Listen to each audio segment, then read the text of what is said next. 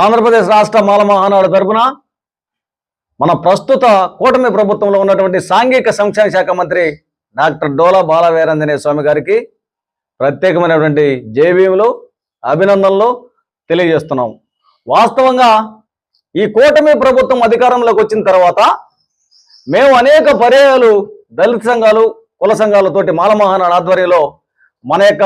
సాంఘిక సంక్షేమ శాఖ మంత్రి గారు అయినటువంటి మా ప్రకాశం జిల్లా వాసి అయినటువంటి ఈ డోలా బాలవీరాంజనేయ స్వామి గారిని కలిసి అనేక రకాలైన వినతి పత్రాలు ఇచ్చాం. అయ్యా, గత ప్రభుత్వము మా యొక్క ఎస్సీ ఎస్టీ సప్లై నిధులను పూర్తిగా ఆపేసింది, మా పథకాలను రద్దు చేసింది, మాకు రావాల్సినటువంటి మా యొక్క నిధులను మాకు వర్తింపజేయండి, ఆ తర్వాత మా సంక్షేమ పథకాలు మాకు పునర్నిర్మించండి, ఆ తర్వాత ఎస్సీ ఎస్టీ బ్యాక్లాగ్ పోస్టులు త్వరితగతిన భర్తీ చేయండి అని చెప్పి అనేక రకాలైనటువంటి వినతులను ఇవ్వడం జరిగింది. మరి క్రమేపీ అంటే వాస్తవంగా 5-6 సంవత్సరాల నుంచి ఆగిపోయినటువంటి ఈ ఆంధ్రప్రదేశ్ రాష్ట్రంలో ఎస్సీ ఎస్టీ మరి కేసుల్లో రిలీఫ్ ఫండ్ను మరి కొంత సడలింపు చేసి ఈ రాష్ట్రానికి మంత్రి గారు వెలుసుబాటు తీసుకొని మంజూరు చేయడం జరిగింది. అదేవిధంగా ఇప్పుడు సప్లై నిధులను కూడా మరి వర్తింపజేయడానికి నిన్న ఒక నోడల్ సమావేశాన్ని అమరావతిలో సాంఘిక సంక్షేమ శాఖ మంత్రి సంబంధిత అధికారులు నోడల్ సమావేశాన్ని ఏర్పాటు చేసి ఈ యొక్క శాఖలో 18 లేక 19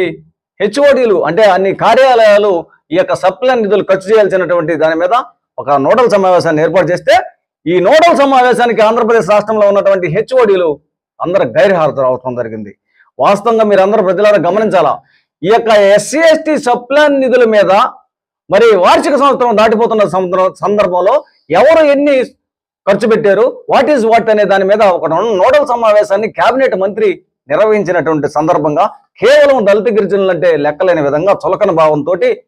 కేవలం మరి వీరికి లెక్క చెప్పేదిందని మంత్రి గారు మీటింగ్కి గైర్హాజరైనటువంటి హెచ్ఓడీలు అందరి మీద చర్యలు తీసుకోవాలని ఆంధ్రప్రదేశ్ రాష్ట్ర మాల మహానాడు తరపున మంత్రి గారిని డిమాండ్ చేస్తున్నాను. ఖచ్చితంగా ఈ హెచ్ఓడీలు మంత్రి గారికి లెక్క చెప్పాలా, మరి త్వరితగతిన ఈ రాష్ట్రంలో పేరకపోయి ఉన్నటువంటి బ్యాక్లాగ్ పోస్టులను వెంటనే రిలీజ్ చేయాలా, మా యొక్క సప్లాన్ నిధులను మళ్ళీ మరి మా యొక్క సప్లాన్ చట్టాన్ని తీసుకొచ్చి మా నిధులను మాకు వర్తింపు చేసే విధంగా చేయాలా. గత ప్రభుత్వము మరి ఏ విధంగా ఈ సప్లాన్ నిధులను పక్కదారి పట్టించిందో ఇవన్నీ